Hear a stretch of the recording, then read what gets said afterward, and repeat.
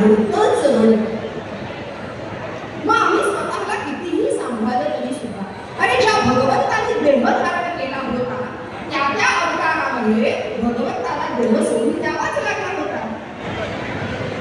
भगवान गोपालकृष्णांच्या चरित्राचा जर विचार केला तर भगवान गोपालकृष्णांनी ज्यावेळेला दुर्वास ऋषींनी ती खीर सवंत अंगाला लावायला दिली होती, ते पायस सवंत शरीराला लावायला दिलं होतं, त्यावेळेला दुर्वास ऋषी म्हणाले गोपाला कृष्णा सवंत शरीराला ती खीर ते पायस लावलंच ना? भगवंत म्हणाले हो लावलं ना. आणि डोळे उघडून बघतात तो दुर्वास ऋषी म्हणाले कृष्णा अरे तळ पायाला कुठे ते पायस लावलंस? मला तुझी काया अमर करायची होती. म्हणजे भगवंताची काया अमर करण्याकरता सुद्धा दुर्वास ऋषीने प्रयत्न केले, पण ती काया अमर झाली का?